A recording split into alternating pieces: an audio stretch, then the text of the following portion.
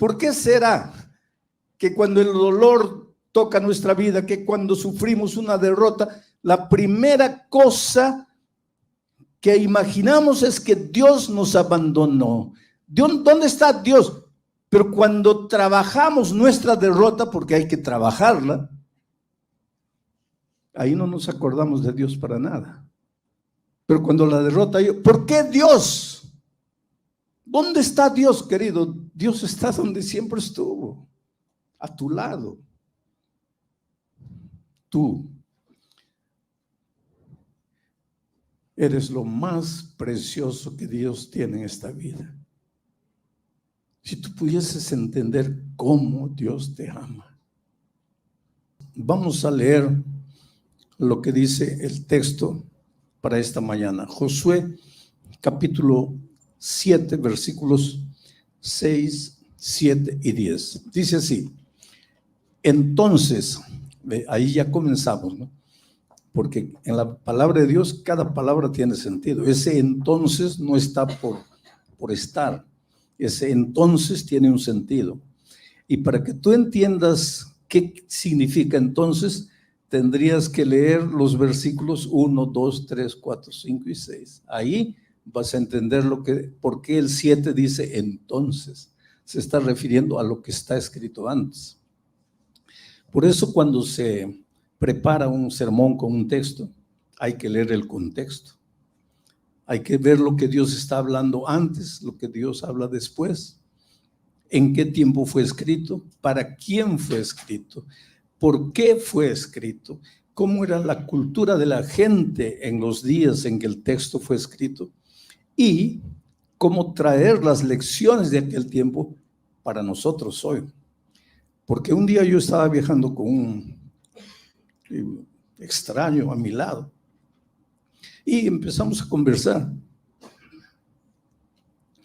Y él se enteró que yo era pastor y que yo estudiaba la Biblia. Y él me hizo una pregunta. Me dice con todo respeto, no me lleve a mal. Hoy, en pleno siglo XXI, hay lugar para la Biblia. La Biblia no fue escrita en tiempos antiguos, siglos atrás. La cultura era otra, la gente era otra, la ropa era otra, la comida era otra. ¿Cómo es que un libro tan antiguo puede tener valor hoy? Interesante pregunta, y hay mucha gente que se pregunta la misma cosa. Entonces yo les respondo lo que le respondí a él. Abre la Biblia y casi al principio vas a encontrar la historia de un asesinato. Un hermano mata a su hermano por razones que nadie explica. Ahora abre el periódico de hoy o prende la televisión, oye el noticiero y vas a ver que hermanos matan a sus hermanos, que hijos matan a sus padres, que vecinos matan a sus vecinos. Los tiempos cambiaron, pero el ser humano no cambió. Los temores de aquellos tiempos son los temores de hoy. Las luchas internas, psicológicas, emocionales de aquellos días son las mismas luchas que el ser humano experimenta hoy. Así que la Biblia tiene un valor actual, aunque fue escrito siglos atrás. Pero para eso hay que entender el texto y hay que traer las lecciones a través de los tiempos para los días actuales. Y ese es el trabajo del predicador. No quedarse durmiendo en la exposición del texto, sino actualizar el mensaje para nuestros días. Dicho esto, vamos a la lectura del texto. Entonces Josué rompió sus vestidos y se postró en tierra sobre su rostro delante del arca de Jehová hasta caer la tarde, él y los ancianos de Israel, y echaron polvo sobre sus cabezas. Siguiente versículo.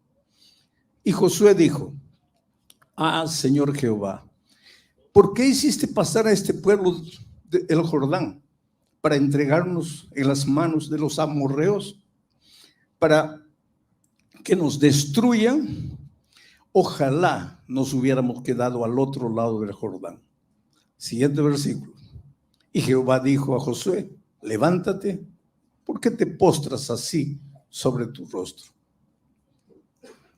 Ese es el texto. Voy a pedir que saquen de la pantalla ahora el texto, porque voy a contarles un poco el contexto. ¿En qué circunstancias fueron pronunciadas estas palabras? Resulta que el pueblo de Israel, que había salido de la esclavitud de Egipto, había llegado al límite de la tierra prometida. Y la primera ciudad que conquistaron era una ciudad poderosísima. Era una ciudad fortificada. Sin embargo, milagrosamente el pueblo de Dios derrotó al ejército de los cananeos. Jericó cayó bajo el poder y las manos del pueblo de Israel. Dios había prometido, cuando liberó a Israel de Egipto, que les daría la tierra prometida. Primera lección: los hijos de Dios no nacimos para la derrota, para el fracaso, para la incompetencia, para la mediocridad, para el pesimismo. Los hijos de Dios nacimos, vinimos a este mundo para vivir vidas plenas de victoria, vidas realizadas, vidas plenas, felices. El problema es que por algún motivo este mundo está contaminado y uno de los virus, de las bacterias que aniquila la vida de mucha gente es justamente la derrota. Creo que todos nosotros, de alguna manera o de otra, ya hemos sufrido alguna derrota en la vida financiera, en la vida profesional, en la vida familiar, en la vida personal, en nuestras relaciones humanas. Alguna vez hemos sido derrotados. Israel, después de aquella tremenda victoria sobre Jericó, una ciudad que humanamente, desde el punto de vista de cualquier ser humano, sería imposible ser derrotada, fue derrotada, no por la fuerza de Israel, sino por el poder de Dios. Porque si ustedes leen la historia, Israel no vio un dedo para conquistar Jericó. Solo cantaron, solo alabaron el nombre de Dios, solo tocaron trompetas y los muros cayeron y la gente fue derrotada. Eso es lo que Dios quiere de ti, que tú salgas en la vida con espíritu de alabanza, de adoración, de júbilo, de alegría, que tú creas en las promesas divinas, no que te quedes en la casa sentado esperando que un empleo caiga del cielo, no que te quedes en la cama lamentándote lo que pasó. Dios quiere que salgas con espíritu de alabanza. Tú vas a ver que al final de cuentas no vas a mover un dedo, porque el mismo Dios que te llamó para la victoria te va a entregar la victoria. Pero si tú sales, no si te quedas sufriendo, llorando, sintiéndote derrotado. El pueblo de Israel conquistó Jericó. La segunda ciudad cananita que debería conquistar era una ciudad llamada Ai. No era nada esa ciudad comparada con Jericó. Tanto así que Josué envió espías para ver. Y los espías volvieron y dijeron: mira, Josué, no tenemos por qué mover todo el ejército. Mandemos unos 2,000, 3 hombres, que es suficiente. Esa ciudad no es nada. Si hemos derrotado Jericó, ¿qué no vamos a derrotar a esos pobrecitos hoy? Y ellos se olvidaron de Dios y ahora partieron por sus propias fuerzas y fueron vergonzosamente derrotados. Murieron 36 o 39 israelitas en la batalla. Llegaron a la ciudad heridos, cojeando, sangrando. Tremenda derrota. Después de una gigantesca victoria, una derrota miserable delante de un pueblo que aparentemente no podía hacer nada comparado con Jericó. Ahora estaba triste Josué y estaban tristes los israelitas.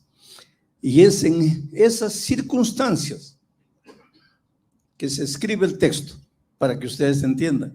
Voy a pedir que coloquen de nuevo en la pantalla y vamos a leer nuevamente, analizando ahora palabra por palabra. Entonces, ¿de qué? Después que llegaron los derrotados, sangrando, heridos, avergonzados. Después de eso, entonces, Josué rompió sus vestidos. Esa expresión, rompió sus vestidos, pueden sacar el texto de la pantalla. Digo esto porque están transmitiendo. No quiero que todo el tiempo esté el texto, pero cuando voy a usar el texto, voy a pedir que coloquen. Esa expresión, rompió sus vestidos, es interesante, porque los vestidos hablan. Yo cuando entro a los Estados Unidos y voy de jeans, camiseta, me agarran el pasaporte, me revisan de atrás para adelante, me preguntan. Pero cuando voy así, terno y gravata, puede pasar. Tú puedes argumentar lo que quieras hoy, pero los vestidos hablan. La ropa habla. No, yo me he visto como que tú puedes vestirte lo que quieras, pero el mundo te va a recibir de acuerdo a lo que te vistes. Esa es una realidad. El vestido expresa dignidad. ¿Tú crees que el rey se viste de cualquier manera? Y en aquellos tiempos, hoy día todavía pueden las cosas estar queriendo cambiar, pero en aquellos tiempos el rey era rey, la reina era reina, los generales eran generales. Josué era el líder se vestía como líder. Los sacerdotes, los ancianos se vestían como sacerdotes. Tú ves, hay 2, 3 capítulos enteros describiendo la ropa del sacerdote. La ropa era dignidad. Ahora imagínate aquí el líder, vuelvan al texto, rasgando los vestidos. En otras palabras, ¿cuál es el mensaje? No es solo ropa, es que su dignidad, la dignidad de un derrotado, queda por los suelos, queda rasgada. Después que la derrota toca tu vida, parece que te da vergüenza salir a la calle. Te da vergüenza que los otros te miren. Tú piensas mientras caminas que los otros te están mirando y que saben toda tu historia, cuando nadie sabe nada de nada. Pero para ti todos te miran. ¿Por qué? Porque tu propia conciencia te dice que al haber sufrido una derrota, tu dignidad se fue por los suelos.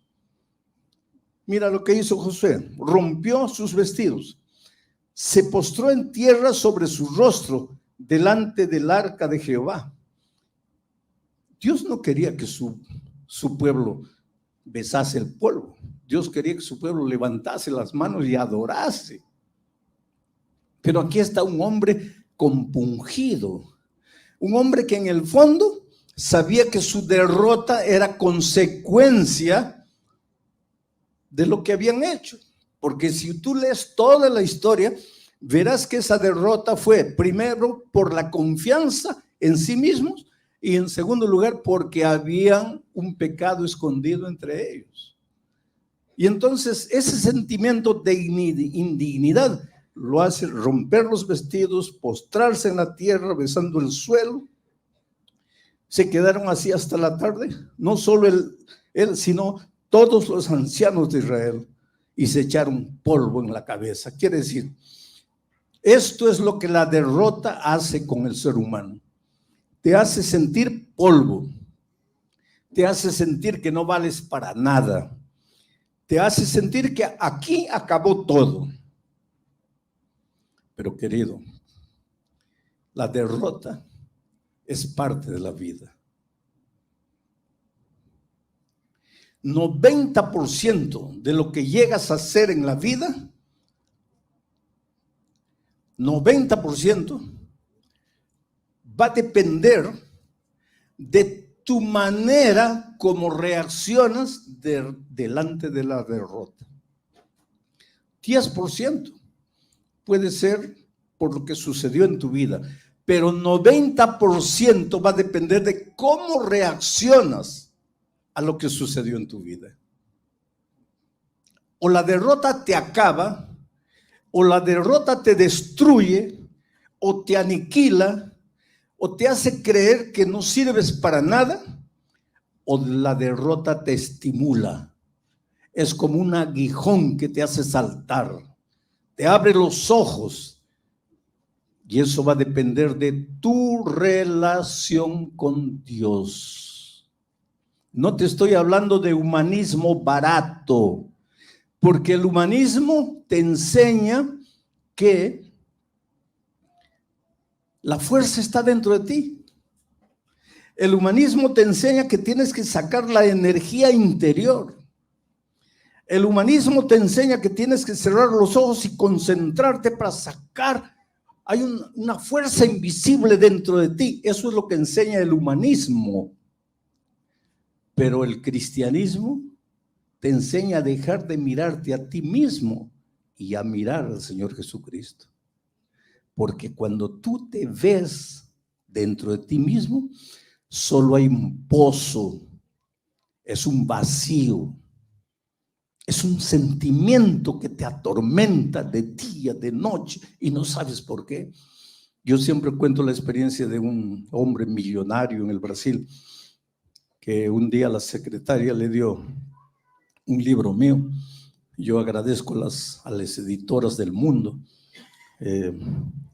Aquí la Safeliz es una de las que edita mis libros y creo que es la editorial que esparce mis libros en varios idiomas. Los otros editan en la lengua del país, ¿no? Pero un libro mío llegó a las manos. En Navidad la secretaria le dio de regalo a su jefe un libro mío. Y él lo dejó ahí, ¿no? Pero un día que se sentía mal, se sentía vacío, comenzó a hojear el libro. Entonces llamó a la secretaria y le dijo, mira, márcame una cita con este hombre. Pobre secretaria, ¿dónde me iba a encontrar? El Brasil es un país de 200 millones de habitantes o más. ¿Dónde me iba a encontrar? Pero jefe es jefe.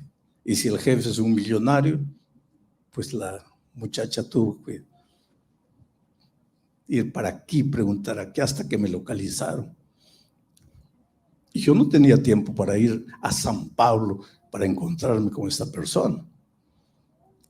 Pero iba a viajar un día, iba a parar en San Pablo. Dije, lo que puedo hacer es parar ese día, un día ahí, para hablar con este hombre. Y yo sabía quién era. Uno de los hombres más poderosos del Brasil. Cuando hay un movimiento financiero en el país, los periodistas corren a pedirle su opinión. Es un hombre extraordinario. Da trabajo a miles y miles de personas.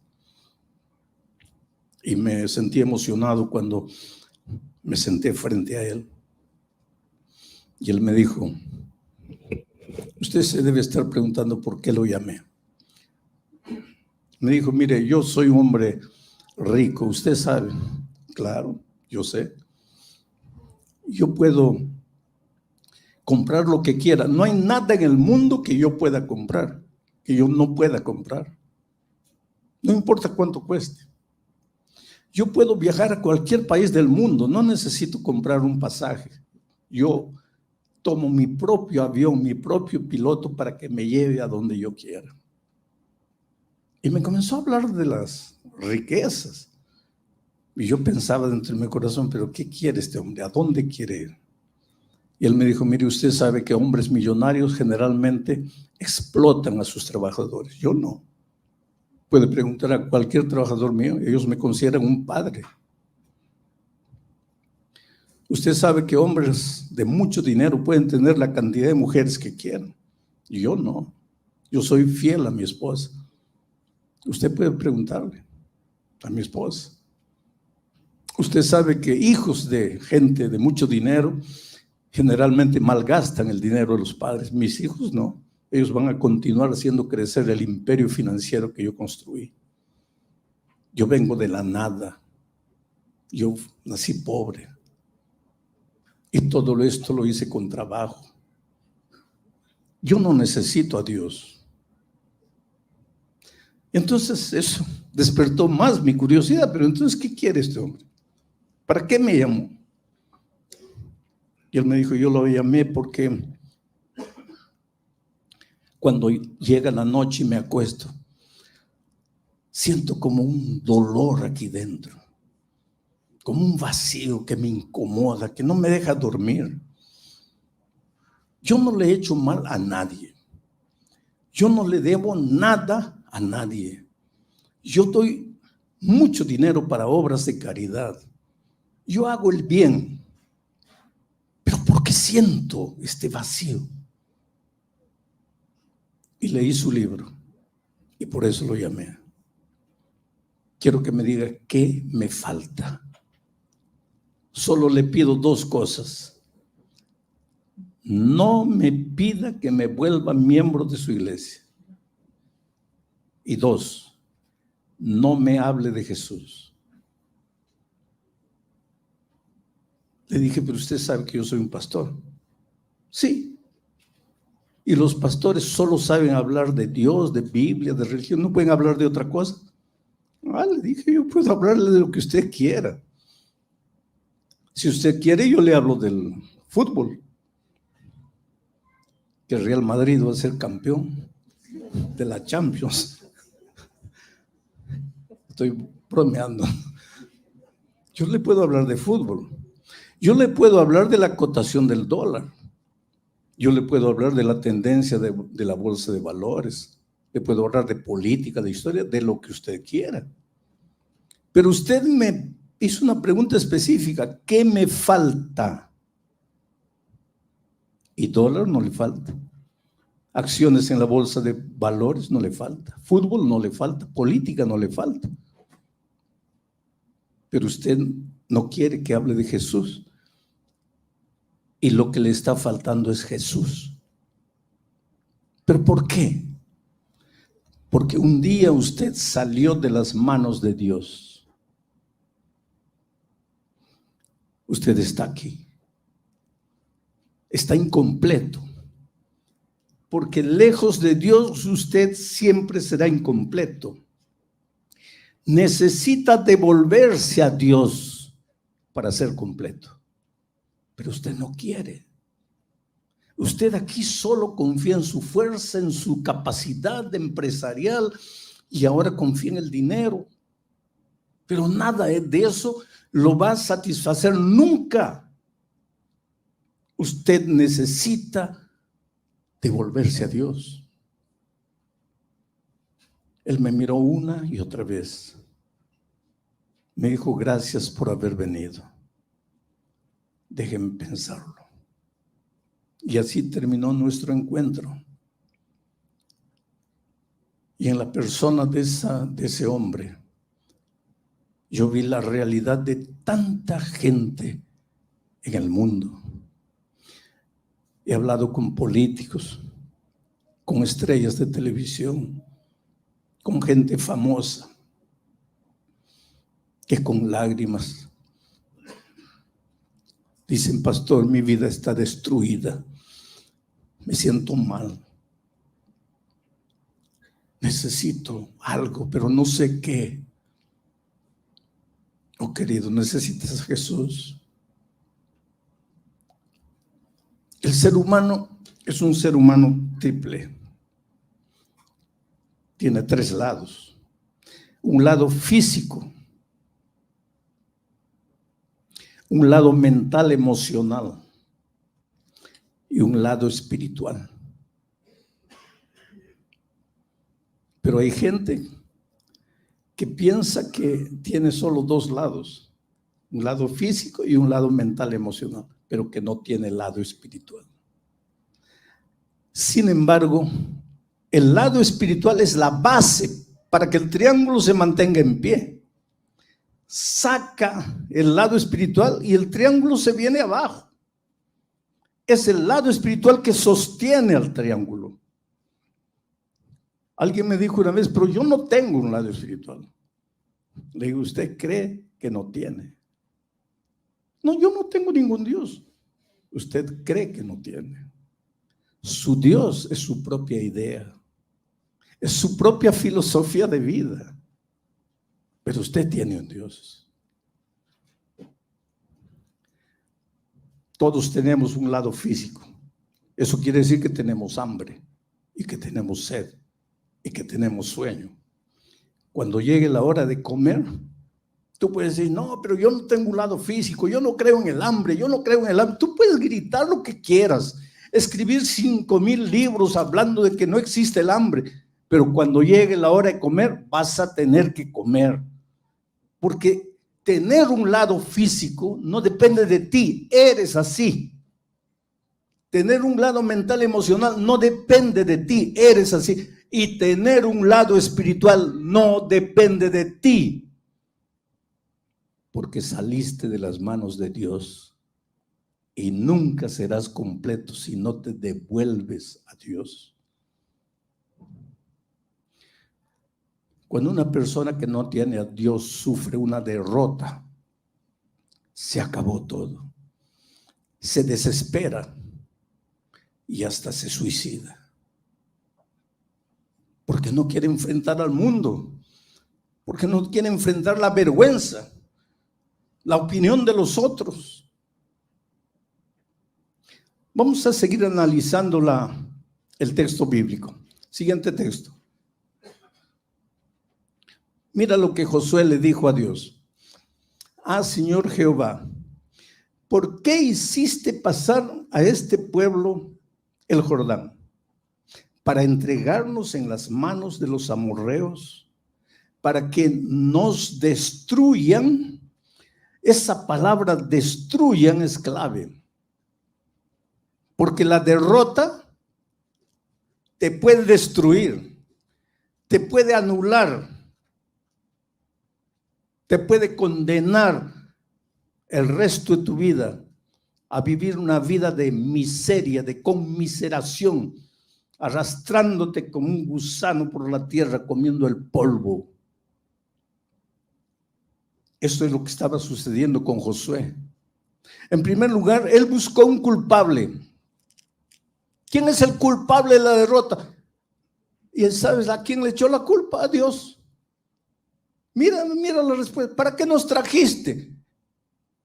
Allá en Egipto éramos esclavos, pero estábamos tranquilos. Ahora, tú nos trajiste, ¿para qué? Para hacernos morir aquí en esta tierra. El culpable es Dios. ¿Por qué será que cuando el dolor toca nuestra vida, que cuando sufrimos una derrota, la primera cosa que imaginamos es que Dios nos abandonó? ¿Dónde está Dios?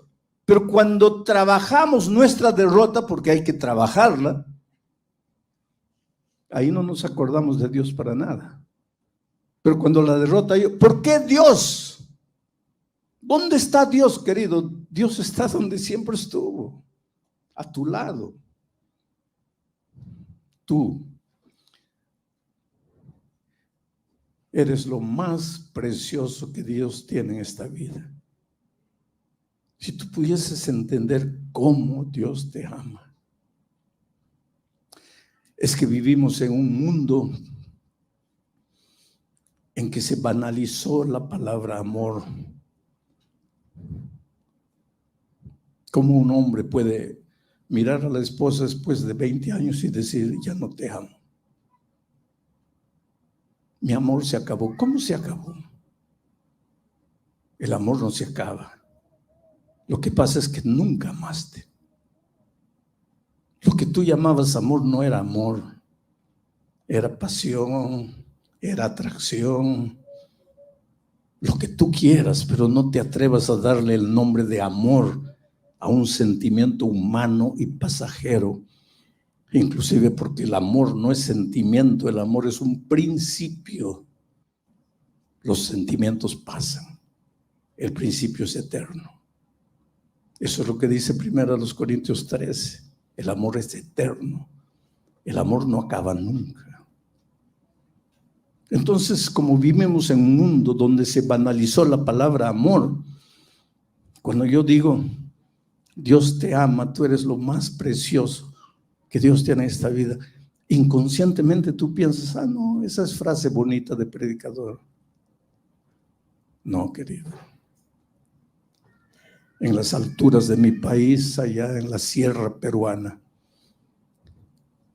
un ebrio con una botella de alcohol en la mano, tambaleando, se acercó a mí y me dijo, ¿cómo Dios me puede amar?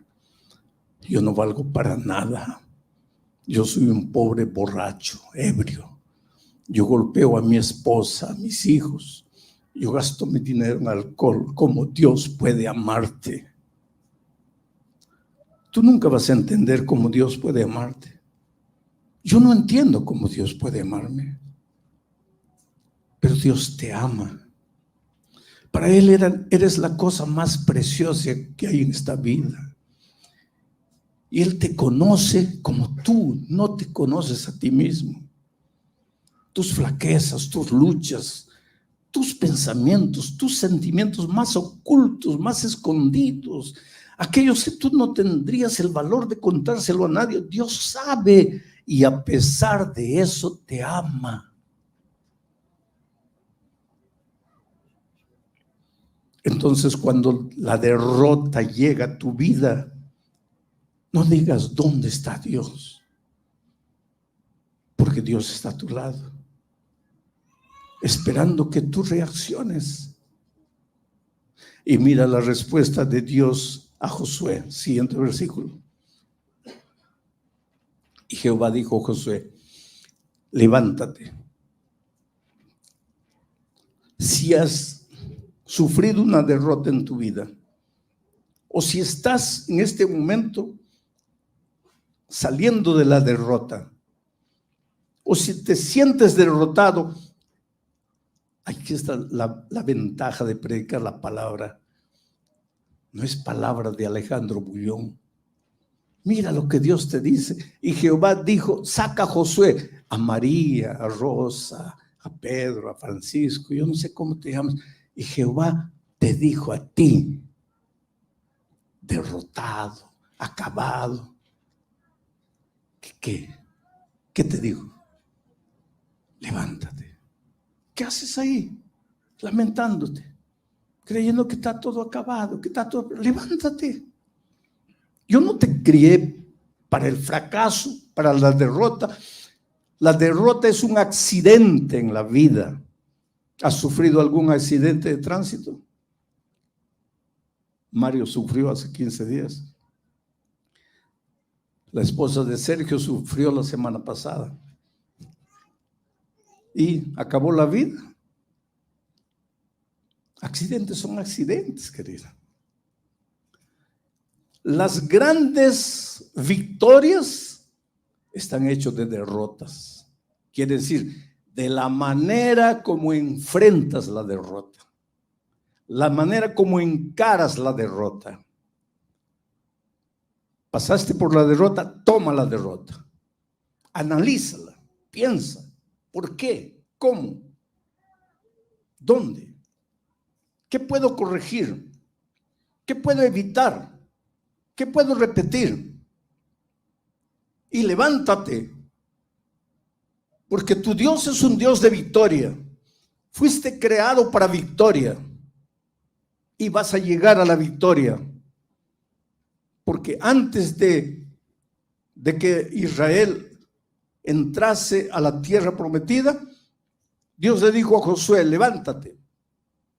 Dios siempre le vive diciendo a sus hijos, levántate. Levántate, Josué, contempla la tierra. Desde esa frontera hasta la otra, toda la tierra es tuya. Solo entra, apodérate. Oh, querido, el mundo es tuyo. Los sueños todos son tuyos. Tus ideales, tus aspiraciones son tuyas. Dios ya te las entregó. Si Dios no hubiera colocado ese sueño en tu corazón, tú jamás hubieras soñado. Si Dios no hubiese colocado ese plan en tu mente, tú jamás hubieras imaginado. No nació de ti, vino de Dios, porque fuiste llamado para ser victorioso. Entonces levántate. No puedo. Jamás digas no puedo. Mi padre fue un hombre duro, ¿sabe? Ya que los hombres estrictos. Dos cosas heredé de mi padre. Nunca llegues tarde. Nunca debas dinero a nadie. Mi padre era un hombre duro y un día me dio un trabajo y se fue. Y yo intenté de una manera, no pude. Y cuando llegó mi padre, yo sabía, el castigo ya venía. Y cuando él me llamó, le dije, mira papá, antes que me castigues, quiero decirte que lo intenté. Intenté, luché, me esforcé, pero no pude. Y él me llamó, ven más. Y me acerqué, listo a recibir el castigo. Y me dijo, repite la última frase. ¿Qué? ¿Qué es lo último que me dijiste? No pude, papá. Yo intenté, pero no pude. Él me dijo, hijo, recuérdate esto en la vida. Lo único que tú no puedes es dar a luz. Todo lo demás, tú puedes.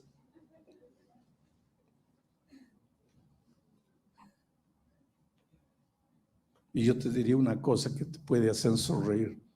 Y si tú crees en Dios, hasta dar a luz podrías. No fue una virgen sin contacto con hombre que dio luz. Dios es Dios. ¿Qué son los milagros? Los milagros son cuando Dios interviene y rompe las leyes de la naturaleza. Porque la naturaleza dice que si pisas al agua te hundes. Ahora Dios viene y rompe la ley de la naturaleza y Pedro camina sobre el agua y no se hunde. Ese es Dios. El Dios de la victoria. Tu Dios. Pero tienes que estar seguro que es tu Dios. No es el Dios de los otros. No es el Dios de la iglesia. Es tu Dios. Y para eso tienes que vivir una vida, una experiencia de vida real con Él. Tienes que entregarle tu corazón. Tienes que decirle, Señor, estoy aquí. Yo creo en ti. Yo te acepto como mi Dios creador. Te acepto como mi Salvador, como mi compañero de todos los días. Y yo quisiera hacerte una invitación esta mañana para que aceptes eso. Que abras tu corazón y le digas a Dios, Señor, estoy aquí. Te entrego mi vida. Y esta es una invitación para toda la iglesia. Hoy es el primer día. Yo voy a pedir que lentamente te levantes donde estés y le entregues tu corazón a Dios, aunque ya lo has hecho alguna vez, y que le digas, Señor, estoy aquí, te entrego mi vida, me rindo a ti,